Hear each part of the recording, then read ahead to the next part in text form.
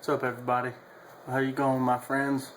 Big Daddy from Big Daddy Customs back at you again, back on the bench, and back with another how-to video. Actually, I know that I posted a video the other day, and was talking about a new style of hinges that I was going to try doing, and I did one. I did them on the Grand National, my 87 GNX. 87? Yeah, 87 GNX. And I figured I'd want, because I got a couple requests on how to do it. So I'm going to take you through how I did it. Alright? So let me put this camera on the tripod and we'll get right into it. First off, as usual, we start off with what materials you're going to need to do this. Alright? Obviously you're going to need your trusty dusty hobby knife, okay? A marking utensil. I use pencil because it's easy to sand and you can see it nicely on the white bodies. Well, actually on any body really. 1/16 inch aluminum tube or brass tube, whichever. I'm out of brass, so I have to use the aluminum. Good pair of needle nose pliers, used for bending and for cutting off excess stuff. A good square of sandpaper. Okay, I think this is 400. I'm not 100% sure. And then your brass rod that you make your hinge out of. Okay. This one obviously is already bent up a little bit, but I'll show you how I did that here in a second. Well, then of course you're going to need the door of the vehicle you're working with and the body. Okay. I started this with an article out of Scale Auto magazine. If you guys get it on a regular basis, it's the December 2012 issue, and it is right after the page after the article where they compare the different food dehydrators for speeding up your paint time and glue time, curing if you're doing epoxies, stuff like that. So so I took it from that, and like I said in my last video, I was gonna put it on the table in front of me and do it and show you guys how I did it, because the magazine gives you, while they give you illustrations, and they don't really break it down into individual steps. So I figured this, along with the visual representation, would give you guys a better handle on how to do the hinges. And some of you guys don't get Scale Auto, so figured this would help all you guys that don't get it. So anyway, alright, so after you have you start these hinges the same way you start out the old hinges. Get your length of rod, okay? Bend it right in the middle, okay? Slide your piece of tube over the top of it after you figured out your width, and as usual, it starts by finding that section of the door where this hinge will sit flush, and if it's really curved like this one, like I did on the other door, you can build up a base of glue, CA glue, hit it with the Instaset, build up a little bit of a base for the hinge to sit on, and then you can sand it down flat, okay, and you can rest the hinge on that. Alright, you can rest the hinge on that so it has a full surface for it to sit on, and then glue it back down. And when you do glue it, you only glue this tube section here. Don't get glue on the outside of the tube or on the hinge, because then it won't move. Alright, so once you find that spot, which mine was right about here, okay, when you're making your first bend, you want the bend to go just on the outside of the face of the door, okay? Just outside. So right about here is where I'm going to make this first bend. Oh, I'm sorry guys. Right about here is where I'm going to make this first bend, okay? And you just kind of do it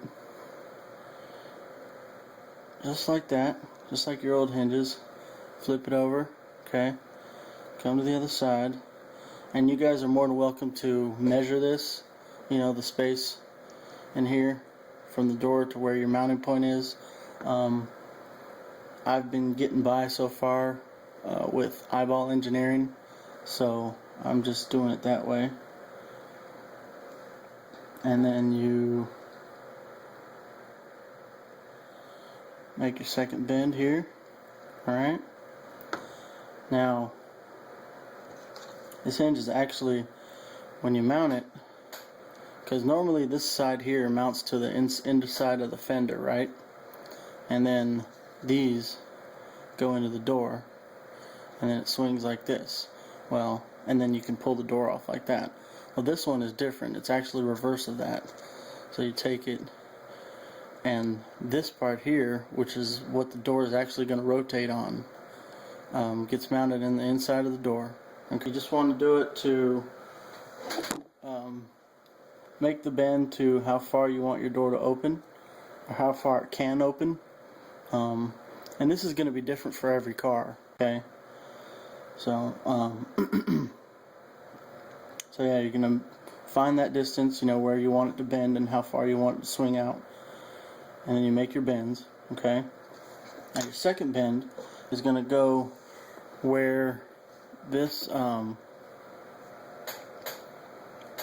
if you were to draw a straight line out from the inside of the door panel here to where the brass rod will meet it again, you're going to make your bend right about there, okay? And it's actually just going to go, it's actually not going to go very far, okay? It's going to go, let's see here, straight out, okay? Just like that. You come over here, same thing with the other side, bend it so it's straight out, okay? Now you have your hinge that looks like this.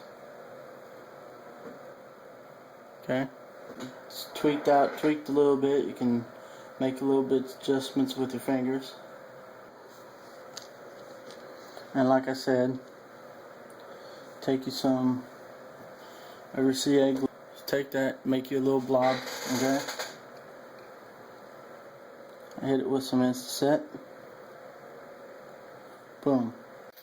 Alright, now you have something for your hinge to sit on, okay? So, take another blob of glue here.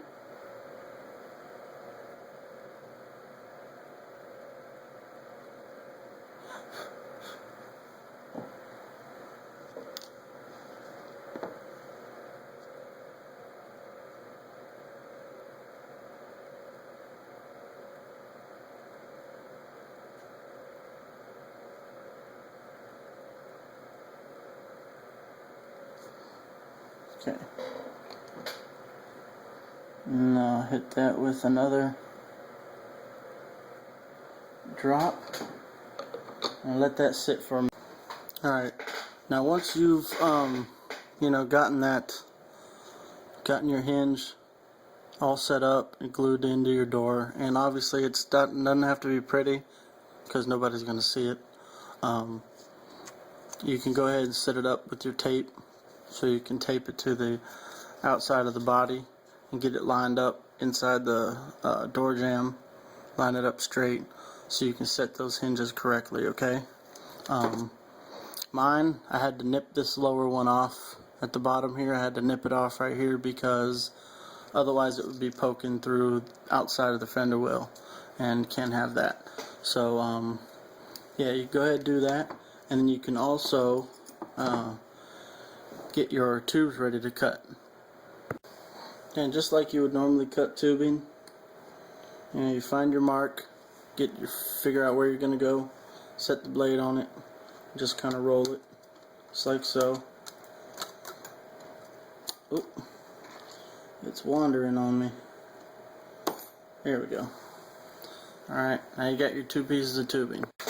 Okay, so, well, now that while I was away, I managed to drop the door. Anyway, that aside, you got your 2 pieces of tubing cut. Okay, you got them mounted on there.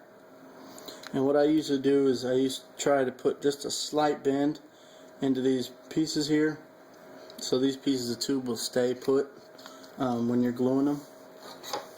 So anyway, come in here, alright, slide the door in, okay, slide the hinge in, okay, you get your door set up where you want it, where you're going to have it sit, okay. Mine is going to sit right about there, okay.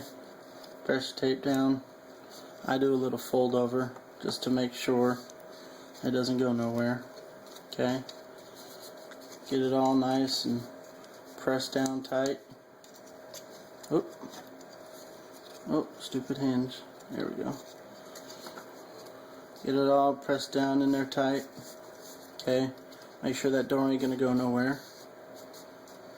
So now that the door is flush, okay, nice and flush. Alright, when you roll this over here and to glue it, it will be it'll be flush with the door, and you can get a perfectly aligned swing out of it, okay? So, and again, when you're gluing this, you want to only get glue on the tubes themselves, on the aluminum tube themselves, okay? You don't want to get, oop, this thing is, seems to get a little tacky. Oh, and by the way, don't do that. Don't use your fingers, because with this CA glue, this stuff can and will stick to your fingers, and you will not be able to get it off. Happens to me all the time. I'm used to it by now. I think I've chewed through 4 layers of fingerprints just to do this scratch building stuff, but at least if I ever get caught by the police for something and need to be fingerprinted, it won't be easy. So anyway, alright, so now we get some glue flow here. There we go. So yeah, you want to get it on the tubes only, okay, so a little dab there. And this is the thick stuff, so it does kind of tend to run a little bit. A little there. A little on this one. Okay. I'll just wrap this around this one here. Okay. So you got that. You got your glue in on there, okay? Alright. And all you're going to do, fold that hinge over and hold it there. Okay. Hold it in place. Make sure it's where you want it. And again, I'm going to hit it with some accelerator or Instaset.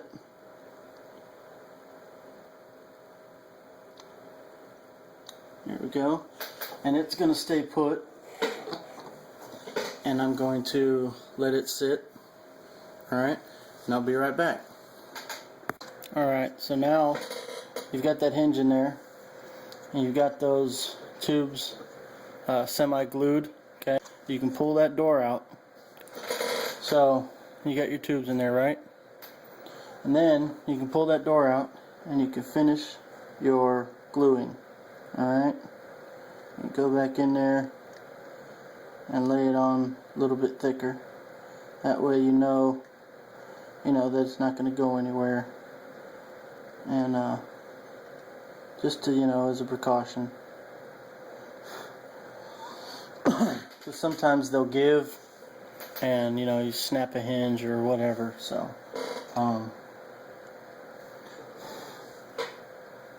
back in there, and I hit it with another drop of Insta-Set, just a drop.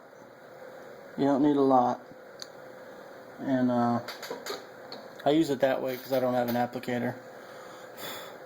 So then you let that sit, and once that's finally dry, you can mount the door and let them swing.